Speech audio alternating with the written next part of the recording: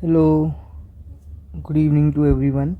So today we are going to start with the new topic, which is the important definition under the ordinary utility analysis. Last lecture में हमने ये किया था कि ordinary utility analysis basically होती क्या है. ठीक है, इसमें हम लोग करेंगे कि इसमें इम्पॉर्टेंट डेफिनेशंस क्या हैं ऑर्डिनरी यूटिलिटी एनालिसिस की. ठीक है, मतलब इसके अंदर क्या क्या मेन टॉपिक्स हैं, है ना. Let me make it more visible to you. Wait minute. ठीक है, so let's begin with it. First one is consumer bundle. Consumer bundle का मतलब क्या होता है? इसका मतलब होता है it is the combination of the quantities of two goods. दो गुड्स की कॉम्बिनेशन है ये basically consumer bundle. This is also called bundle of goods. Example, X1 and X2 would denote a bundle having X1 amount of good 1 and X2 amount of good 2. Similarly, 34 and 40 would mean 34 unit of good 1 and 40 units of good 2. Consumer bundle का मतलब क्या है?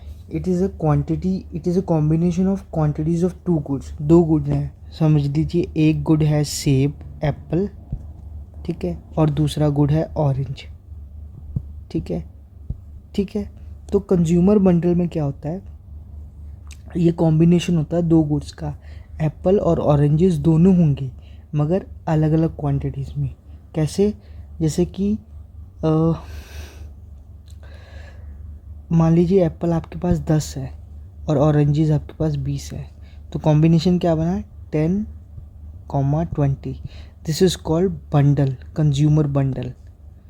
This is called consumer bundle. ठीक है. Now next one is the budget set.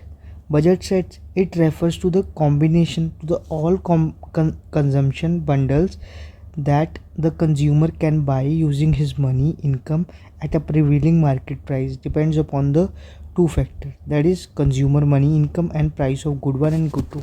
Budget set का क्या मतलब होता है? इसका मतलब होता है, एक मिनट, इसका मतलब होता है कि जो कंज्यूमर है ना, वो कंज्यूमर बंडल, जो कंज्यूमर है वो कंज्यूमर बंडल खरीद सकता है. ठीक है, मतलब उसको बाय कर सकता है यूजिंग हिज मनी. जैसे क्या मतलब, एक मार्केट में आप गए, कंज्यूमर बंडल है, उसमें दो चीज़ें हैं, एक सेब है, ठीक है, एप्पल, और एक ऑरेंज है. सेब 10 है उसमें, ऑरेंज 20 है, और इसका जो रेट है वो 100 रुपये है. और अगर आपके पास ये रेट है, इतना पैसा है, तो यू कैन बाय इट. ठीक है. तो बजट सेट क्या होता है? It refers to all consumption bundles that the consumer can buy. जितनी भी कंजम्पशन बंडल्स हैं जो कंज्यूमर बाय कर सकता है using his money at a prevailing market price. जो भी मार्केट प्राइस पे है, मतलब जो भी मार्केट, चाहे 100 रुपये का कंज्यूमर बंडल हो, चाहे 200 रुपये का हो. ठीक है. और दो चीज़ों पे डिपेंड करेगा ये. पहला, कंज्यूमर मनी इनकम, कि आपके पास पैसे कितने हैं, आपकी मनी इनकम कितनी है. दूसरा, price of good one and good to.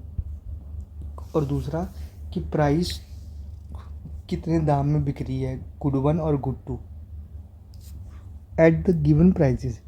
Budget set includes all those consumption bundles which cost less than और इक्वल टू हिज इनकम. जो कंज्यूमर है ना, वो वही गुड खरीद सकता है, वही कंजम्पशन बंडल खरीद सकता है जो उसकी इनकम के इक्वल होगा या तो उससे कम होगा. सपोज़ कीजिए आप मार्केट में गए हैं, आपके पास, आपने आईफोन लेना है. ठीक है. तो मान लीजिए आईफोन 70,000 रुपये का है. अब आपके पास 70,000 होने चाहिए ना, या इससे ज़्यादा होने चाहिए, तब जाके आप आईफोन ख़रीद पाएंगे. अगर आपके पास पैसे ही 50,000 रुपये हैं तो आप 70,000 का आईफोन नहीं ख़रीद पाएंगे ना. इसका मतलब ये होता है. ठीक है. ठीक है. नाउ द नेक्स्ट वन, या, तो this is the price of, this is P1 X1 plus P2 X2 is less than money income. P1 and P2 are price of good one and price of good two. M is money income of the consumer, x1 and x2 हो गए quantity of good one and quantity of good two. तो price of good one into quantity of good one plus price of good two into quantity of good two is always less than और equal to money income. ठीक है, तभी वो good खरीद पाएगा। जैसे example में लेते हैं, ये देखिए एग्जाम्पल ऑफ बंडल्स फॉर।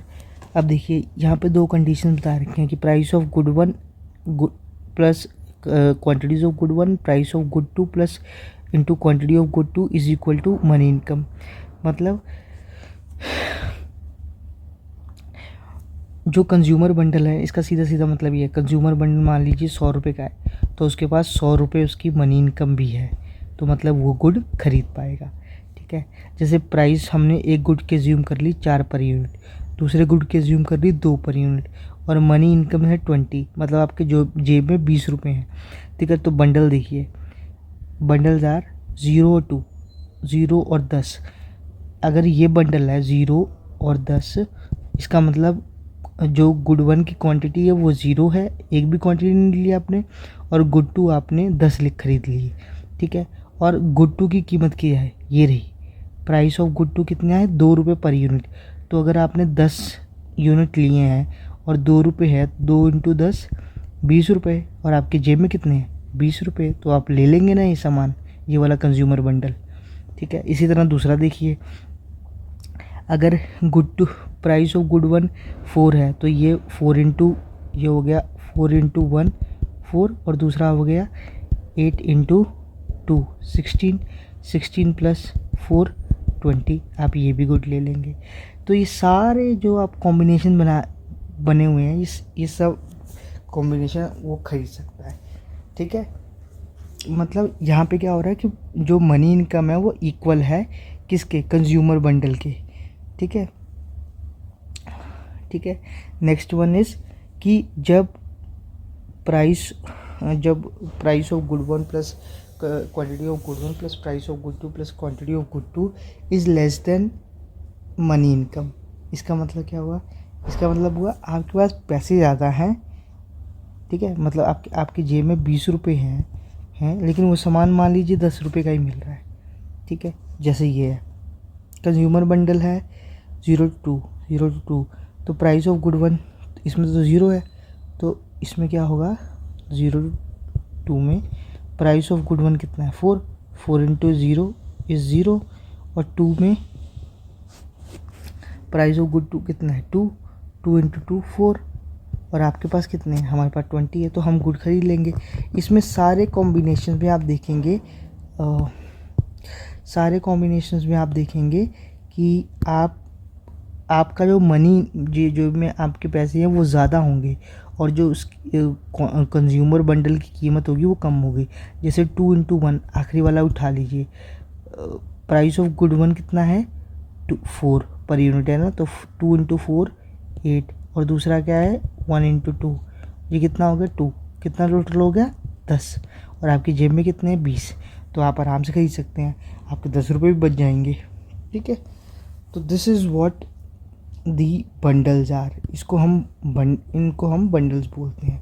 ठीक है, let me erase it and then move to the next slide. Next one क्या है, नेक्स्ट वन है budget, consumer budget constant. It refers to those bundle which cost more than the money income of the consumer.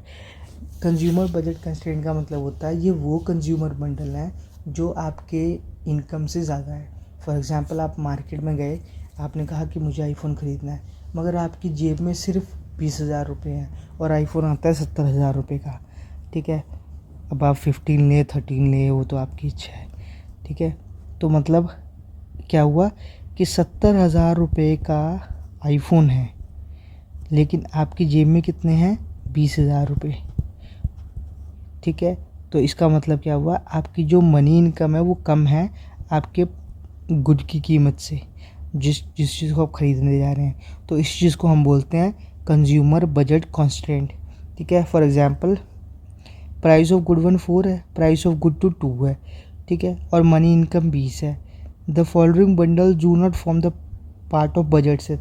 अब ये budget set का part नहीं बन पाएंगी, क्यों? क्योंकि ये ज़्यादा इनकी कीमत है क्योंकि ये बजट कंस्ट्रेंट है, या फिर कह लीजिए इनकी कीमत ज़्यादा है आपके मनी इनकम से।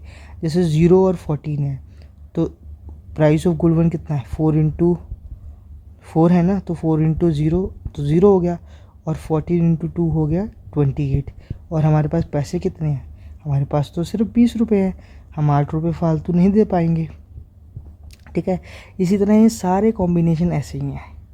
ठीक है, now the next thing is budget line और प्राइस लाइन। ये एक बहुत ही डीप टॉपिक है और it is very important to know each and every aspect of it. सो मैं इस वीडियो में तो नहीं ये कवर करूँगा, इसके लिए मैं स्पेशली अलग से वीडियो लेके आऊँगा। ठीक है, may be tomorrow, may be with in today also I can bring it.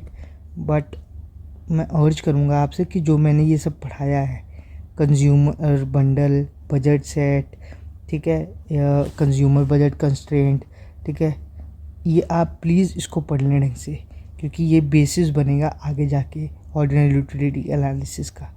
ठीक है, तो I hope you have enjoyed these lectures. मिलते हैं नेक्स्ट वीडियो में, टिल देन बाय।